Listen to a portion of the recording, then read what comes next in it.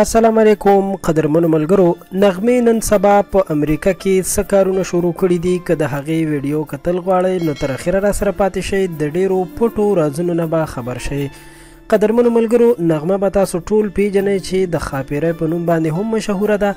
هغه د افغانستان په قندهار ولایت کې زیږېدلې وه او زده کړې هم په قندهار او بیا په کابل کې ترسره کړي دي.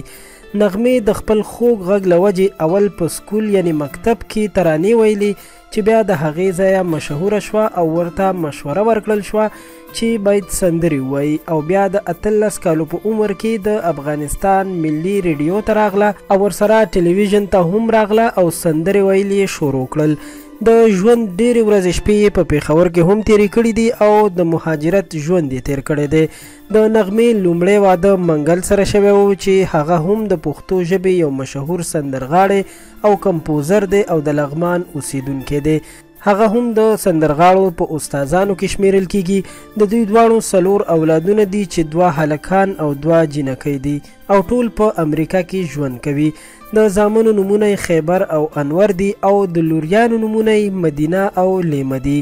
د نغمې یوه لور په شفیق مرید واده ده او شفیق مرید او لور یې هم په امریکا کې ژوند کوي. نغمې او منګل یو ځای ډېرې سندرې هم ویلي دي خو بیا یې د څه مشکلاتو په وجه کورنۍ تاوتریخوالی پیدا شو او ترمنځ یې طلاق شو. منګل تر اوسه پورې بل واده نه دی کړی خو نغمې د یو جهادي مشر چې مولوي محمد نبی نوم یې و د هغه زوی سره یې واده وکړو او اوس مهال یو ځای دواړه په امریکا کې ژوند کوي. نغمه اوس هم کله کله وطن ته راځي چې د خپل وطن د ماښامونو نه خوندونه اخلي.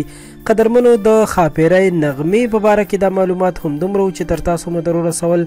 ویډیو در سره لایک کړئ، زموږ چینل خان کلیک در سره هم سبسکرایب کړئ چې په راتلونکي کې هم زموږ د هرې معلوماتي ویډیو راتلو سره تاسو ته خبر درکړل شي. تر بیا مو په لوی الله سپارم. د الله په امان.